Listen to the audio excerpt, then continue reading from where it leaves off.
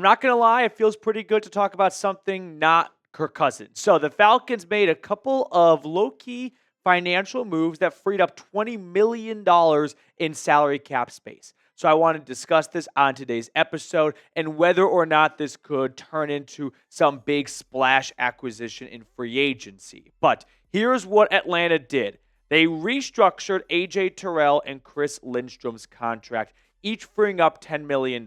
By the way, contract restructures for dummies, what that means in English is they took part of their base salary, brought it down to the minimum for this season, put the leftover money into a signing bonus for that year and the remaining years on their contract, lowering their 2025 cap hit, raising future cap hits. Now, with this move, they have $10+ million in salary cap space. However, at this point, it's very important to look at effective salary cap space because you have to have some money set aside to pay all the players you're about to draft in April. So with only around $8-ish million in effective salary cap space, I know we're kind of getting the weeds here. I don't expect Atlanta to go out and make a big splash signing. I feel like these two moves were made to make sure they could, have room to pay all the rookies they're about to select in the draft. And also teams want to go into the season not by the skin of their teeth, not being $1 below the salary cap. They like to have some walking around money, some petty cash in case an injury pops up in August. They want to sign a player during training camp, or if they want to make a trade, just things like that. And plus, any money they don't use, they can always roll it over to the next season. So I don't forecast a big splash signing. Now, if you are still holding out hope for the Falcons to make a big fish signing, I would say these are the top 10 players at the two biggest needs for Atlanta, edge and cornerback here. So we got some familiar faces on the left like Matthew Judon, and then a whole bunch of really good, veteran players as well like James Bradberry, Rasul Douglas, Stephon Gilmore.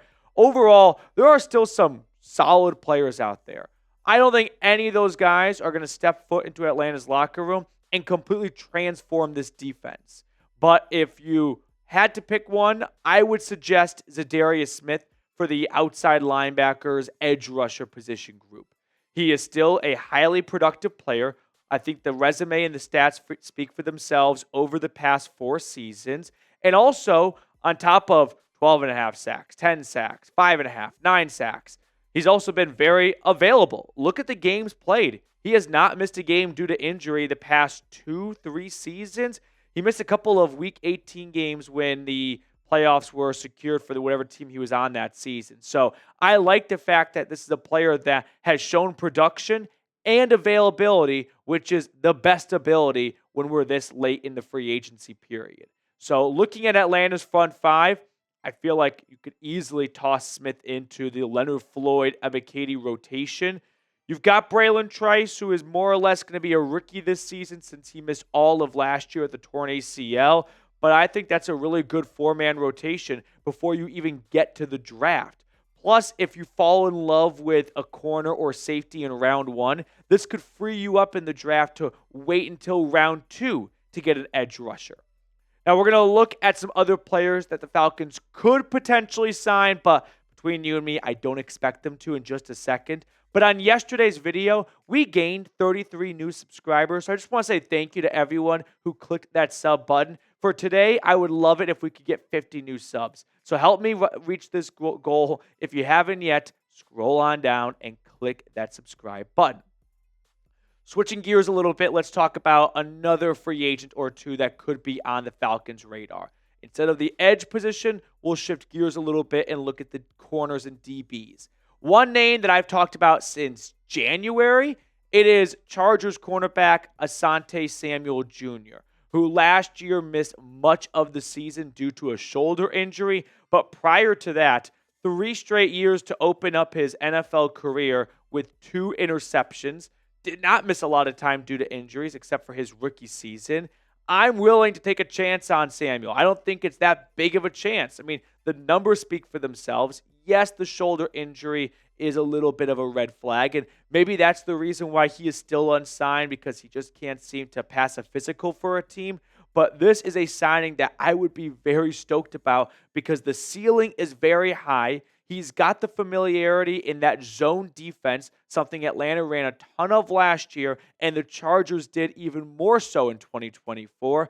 Plus, it's Asante Samuel Jr. Like, he's got that playmaking instinct. He's got that ability to, I don't know, sell a few jerseys, get some butts in seats, and get the town talking a little bit. So I like the idea of the Falcons adding Samuel to their cornerback room, just bringing in more depth to a position that you can never have enough depth at. Now, if you're looking for someone who could really start, I think Mike Hilton could have a chance. He has been a perennial nickel corner in his career, playing with the Steelers, with the Bengals, an AFC North merchant in a lot of ways, and he's had some really good success, a lot of good seasons over the past 4 years, and he has been, like I said, a slot corner much of his NFL career. And the Falcons' cornerback room, it could use a little bit more depth at that position. It doesn't look like there's much interest in bringing back D. Alford. Right now, you've got Clark Phillips at that spot. He is not a frequent flyer inside.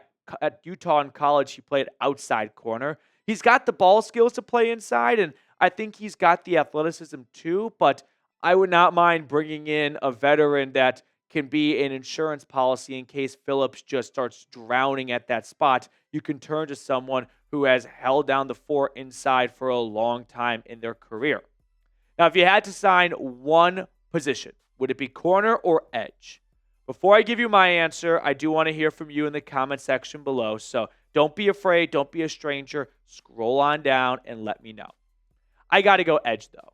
I just think that this defensive revival has to start up front. Falcons secondary last year was spotty at times. Jesse Bates, A.J. Terrell, fantastic players. Justin Simmons was a solid starter, right? Can we agree on that? Probably didn't live up to the expectations, but was not like a head case or, some liability back there. But still, there were some, soft spots at times for the Atlanta secondary. But at the end of the day, if you can't get to the quarterback, your guys can't hold up in coverage forever. So I would like to see Atlanta try and prioritize the front four, right? Look at who I predict to be the top 4 pass rushers on this team. And this is just based off the sacks they had last year. The ceiling is Leonard Floyd at 8.5 right now. We can do better. You got to try better. I don't have a ton of faith in Arnold Ebiketie stepping in here and finally having the breakout season we've all been waiting for. Morgan Fox was a rotational player for the Chargers. Caden Ellis is one of your best pass rushers, and that's not even his primary job. So they need to add more at that position. And I sympathize with Terry Fontenot that this was not a great free agency pool to add pass rushers. Last year, you had Danielle Hunter, you had Jonathan Grenard, you had a lot of really good players. This year, that just wasn't quite the case. And it's bad timing. It's unlucky for the Falcons. But luckily, the draft is filled with pass rushers. So that's got to be priority number one. But I don't think it's a bad idea to bring in another veteran, right? A Za'Darius Smith. Just more is more for a pass rush unit that is ranked 32nd in sacks over the last 4 years. The last time the Atlanta Falcons had a player reach 10 or more sacks, in Saudi Arabia, women were not even allowed to drive. That's how long it's been. So bring them all in here. Before we sign off, one quick reminder, Fanatics continues to have this awesome clearance sale for some Falcons sideline gear. So if you want to add to your Atlanta wardrobe, go to chatsports.com/ATL sale. I put that link in the comments and description of today's video because I know you already forgot it, but you're also thinking about it. So do me a favor, do yourself a favor. Scroll on down and click that link. That will do it for us on today's episode. If you enjoyed our coverage of your favorite team, hit that like button on your way out and subscribe too if you have not already.